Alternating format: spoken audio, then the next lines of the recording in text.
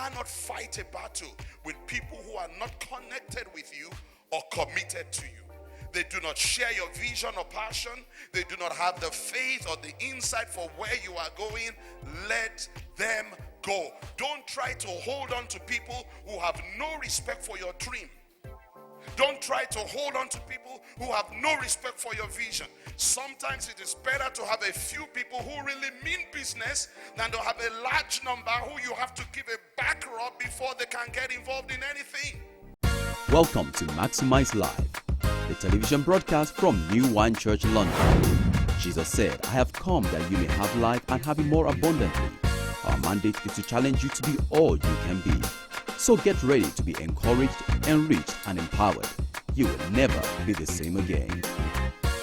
Now here is your host, Pastor Michael Olawore.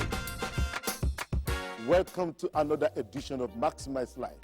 I am Michael Olawore, your host and the senior pastor of New Wine Church in Woolwich, London. Today we are looking at another life-transforming message by Dr. Tayo Adeyemi, the founding pastor of New Wine Church, London, and my spiritual father, who has gone home to be with the Lord. Today's message is titled, Exhausted, but Still Pursuing. I am sure it will encourage you, it will enrich you, and without fail, it will empower you. Stay tuned. Now today we want to look at the other two questions that you need to ask yourself before you get into a fight. So take your Bibles, please. Go with me to the book of Judges. We're taking this series from Judges. Look at Judges chapter 6, and we're going to read verses 33 to 35, and then Judges 7, verses 1 to 4. Judges 6, 33 to 35. Then all the Midianites and Amalekites, the people of the east, gathered together, and they crossed over and encamped in the valley of Jezreel. But the Spirit of the Lord came upon Gideon. Then he blew the trumpet, and the Abiezrites gathered behind him. And he sent messengers throughout all Manasseh, who also gathered behind him. He also sent messengers to Asher, Zebulun, and Naphtali, and they came up to meet him. Then Jerubbaal, that is Gideon, this is Judges 7 now, verse 1. Then Jerubbaal, that is Gideon, and all the people who were with him, rose early and encamped beside the well of Harod. Do you know where the well of Harod is? Near Knightsbridge. So that the camp of the Midianites was on the north side of them by the hill of Moreh in the valley. And the Lord said to Gideon, the people who are with you are too many for me to give the Midianites into their hands, lest Israel claim the glory for itself against me, saying, my own hand has saved me. Now therefore proclaim in the hearing of the people, saying, whoever is fearful and afraid, let him turn and depart at once from Mount Gilead. And 22,000 of the people returned, and 10,000 remained. But the Lord said to Gideon, the people are still too many. Bring them down to the water, and I will test them for you there.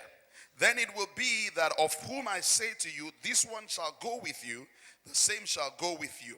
And of whomever I say to you, this one shall not go with you, the same shall not go. Before you begin a fight, the first question you need to ask is, what are you fighting for? Tell your neighbor for me, what are you fighting for? And tell them this is the purpose question. Now the second question you need to ask before you fight is, who are you fighting with? Ask your neighbor for me, who are you fighting with? Tell them this is the people question. Now notice I didn't say who are you fighting against. I said who are you fighting with? Who is with you in this battle? When you are fighting, who is on your side? Who is standing with you? Who is fighting alongside you? Who can you count on to be there with you in the thick of battle? When the going gets tough, who is going to stay with you and fight with you till you get the victory? Ask your neighbor again, who are you fighting with? You see, sometimes you cannot secure God's involvement in your battles because you have too much going for you. You've got too many people trying to help you win your battle that God says, I cannot fight for you. I cannot bless you.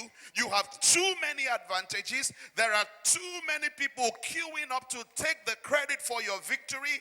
I cannot get involved. I want to help you. I want to get involved. But all these people around you are crowding me out. They have occupied center stage in your life, and I have been pushed to the fringes. Gideon blew the trumpet.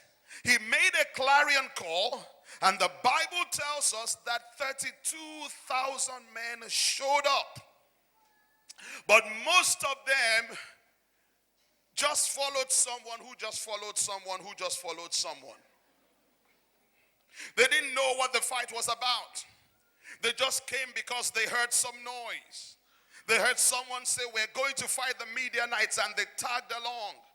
They saw a crowd gathering, and they simply joined the crowd.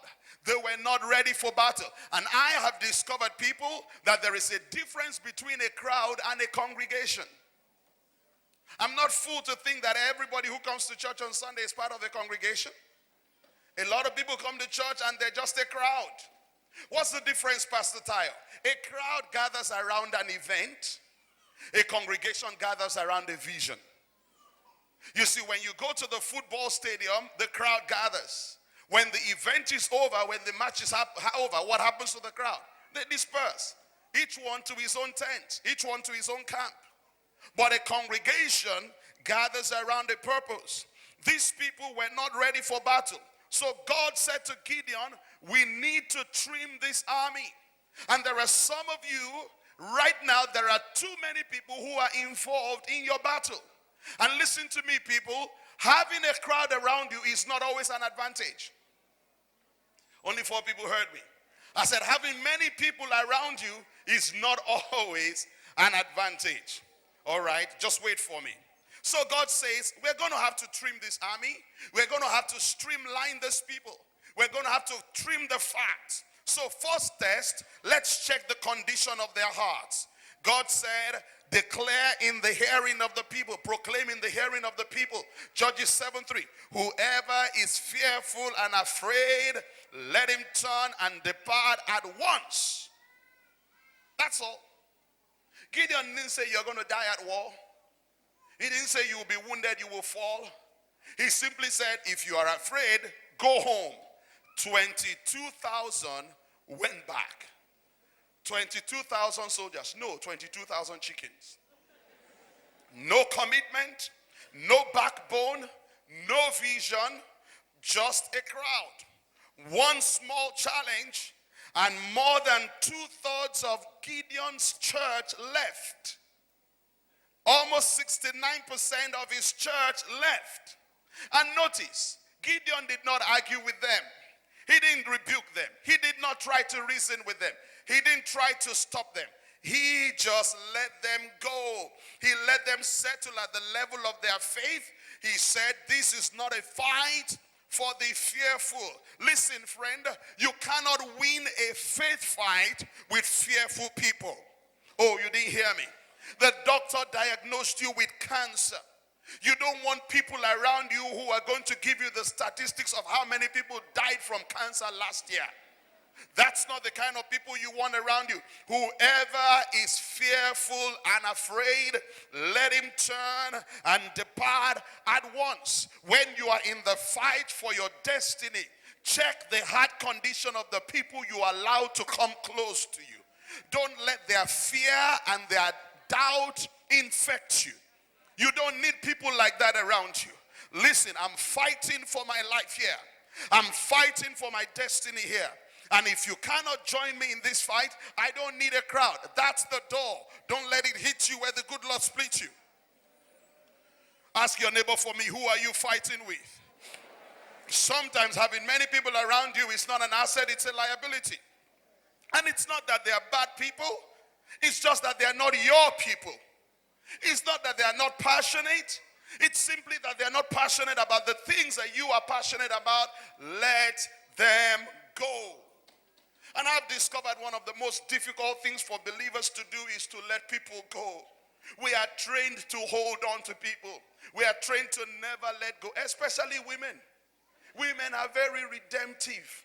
They're always thinking about the good. I know he's crazy, but he has some good in him. If only I can just reach his heart and he just needs some nurturing. All he needs is a good hug. No, he needs a smack up the side of the head, and he needs somebody to show him the door. We are trained to hold on. We are trained to leave the 99 sheep and go after the one lost sheep. But 99% of the time, I have discovered the one sheep was not lost. The sheep knew exactly what it was doing. It left and it knew where it was going.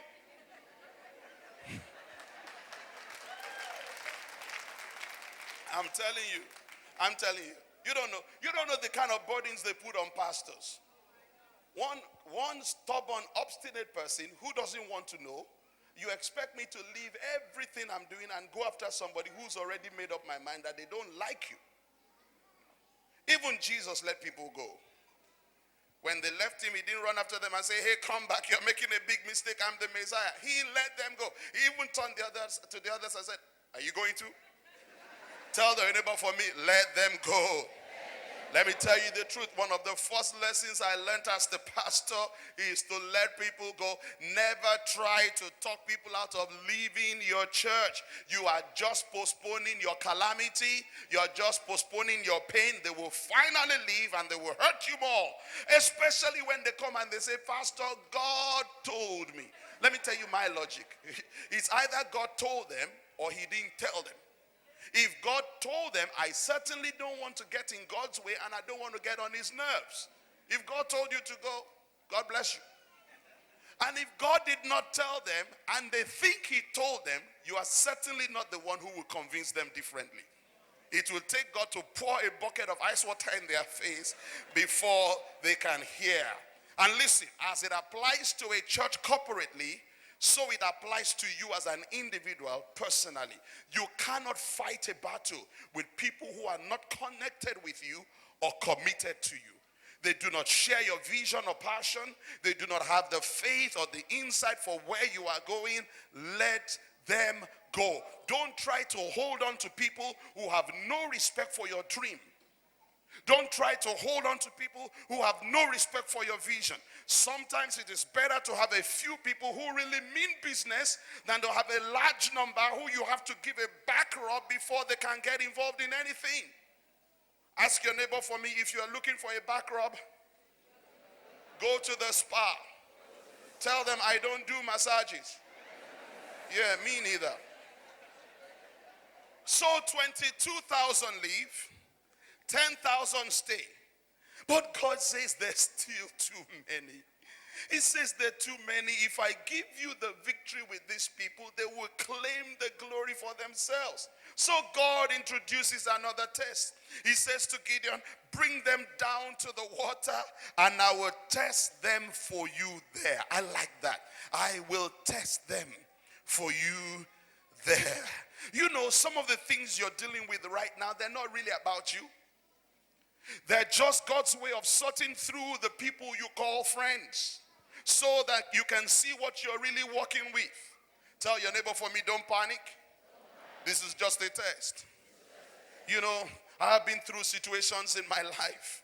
I've been through challenges. And I remember talking to someone once and he said, when you were going through your challenges, I bet your friends left. He said, I bet you lost your friends. I said, no, I just knew who they were. God says to Gideon, I will tell you who to take with you, and I will tell you who to send back. Go to Judges chapter 7 with me. Look at verses 5 to 7. So he brought the people down to the water, and the Lord said to Gideon, everyone who laps from the water with his tongue as a dog laps, you shall set him apart by himself. Likewise, everyone who gets down on his knees to drink. And the number of those who lapped, putting their hand to their mouth, was 300 men. But all the rest of the people got down on their knees to drink water. Then the Lord said to Gideon, by the 300 men who lapped, I will save you and deliver the Midianites into your hand. Let all the other people go, every man to his place. Friend, hear me. God is getting ready to streamline you. Not everybody qualifies to enter your new beginnings with you. Now, I want you to be mindful of the size of the enemy that Gideon is facing. In Judges chapter 6 verse 33, you will see the same thing in verse 3 of that same chapter. The Bible says it was the Midianites, the Amalekites, and the people of the east. These guys were massive. They were enormous in number. At 32,000, Gideon was already outnumbered.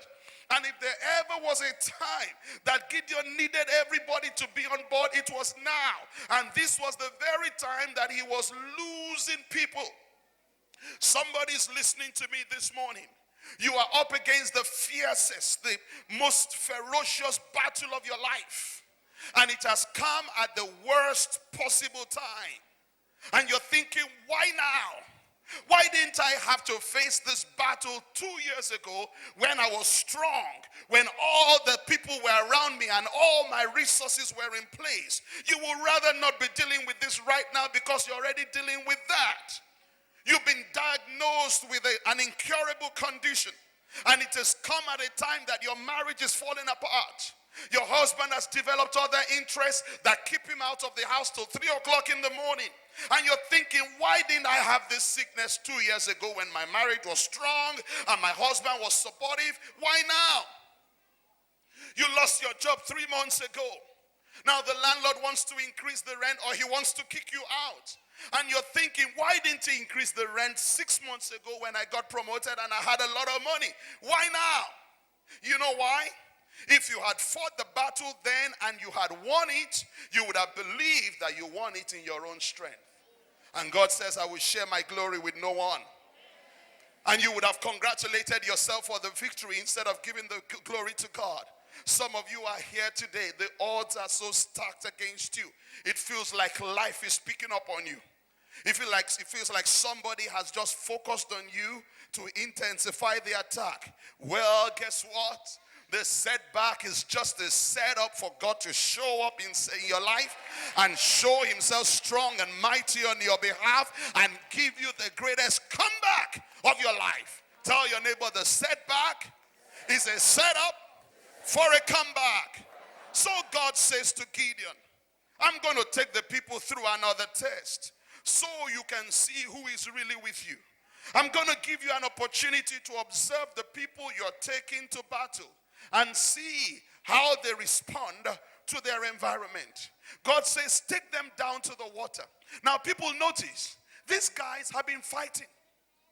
They're tired. They're thirsty. And they need water. So they get to the water. And there are some of them who get to the water. And they squat. And they scoop the water. And they're looking on the horizon. But there's another group of people, they get to the water and they say, water, thank God, I've been so tired. Oh, thank God. And they went on their knees and they went on their hands on all fours and they put their face in the water. And they forgot about the battle. Was their need legitimate? Was it valid? Should they have been concerned about their need? Yes. But they were so engrossed in their need that they forgot the assignment. The first category are those who are mindful of their assignment. Yes, they're concerned about their needs and their issues, but they're still mindful of the task at hand. They have their eyes on the objective. But the second category, they just cannot see beyond their own personal needs. They cannot see beyond their own personal issues. They are stuck in survival mode. Do you know there are people like that in church? The only thing they're focused on is my issues, my problems, my situation, my troubles. And the problem with many churches is that they are built on people who can't get past a survival mentality. And the problem with many of us pastors too is that we feed that tendency in people. And a whole ministry is built on how to survive. Me. And so you tell the people, let's get together. And let's believe God to move in our community. They don't show up. But you say, come and get your breakthrough. And the place is full to overflowing. Something is wrong. God does not change the world with people who are stuck on survival mode, because they will give up the battle to quench their thirst. They will forget the vision so they can get the water. Why do terrorists get so much media attention today? At least there have always been terrorists. I remember as far back as the 70s, I've been hearing about terrorists. But why are they at the forefront of the news today? And please hear me, I'm not glorifying terrorism. But listen, somehow they have managed to build an army of young men and women who do not care about survival. Young men and women who are indoctrinated, who have imbibed an evil doctrine, but underlying that doctrine is a philosophy that says, if I perish, I perish. And until we raise an army like that in the church, we will not be effective. Only 4 people believe me. Stuck in survival mode. Tell your neighbor, you are more than survival. Is God against survival? No. Is he against your well-being? No. Is it that God doesn't want you to eat or drink? No. If he didn't want you to eat or drink, he wouldn't have given you a mouth. But he wants your vision to be more important than your survival. That's why he put your eyes higher up on your face than your mouth. So that when you are drinking or eating, you can still open your eyes. Tell your neighbor, open your eyes. And let's be honest with ourselves, for the most part, what people call survival is not really survival. It's just self-centeredness. You have a house and you want a bigger house. That's not survival. You don't have a roof over your head. That's survival. You want a job. You have a job and you want a better job. That's not survival. Survival is if you don't have a job at all. And listen, friend, you do not want to walk with people who will give up the vision on account of their hunger. Now, Gideon is down to 300 men from 32,000. He now has less than 1% of his original army. With 32,000, he was a minority. Now he's ridiculously outnumbered. It's not even funny anymore. And then God says, now we're ready to fight. And with only 300 men, with only 300, God gives the Midianites, the Amalekites, and the people of the east into Gideon's hand. He soundly defeats them. Hear me today. God is going to give you a ridiculous victory. When you think you're outnumbered, when you think the enemy is bigger than you and stronger than you, God will give you a victory that will intimidate those who have more than you. Oh my God, you are not hearing me. Ask your neighbor, what are you fighting for? That's purpose. Say to them, that's purpose. Who are you fighting with? That's people. Number 3, what are you fighting with? This is the provision question. Look at Judges 7 verse 8. So the people took provisions and their trumpets in their hand. Jump to verse 16. Then he divided the 300 men into 3 companies, and he put a trumpet into every man's hand with empty pitchers and torches inside the pitchers. And he said to them, look at me and do likewise. Watch, and when I come to the edge of the camp, you shall do as I do.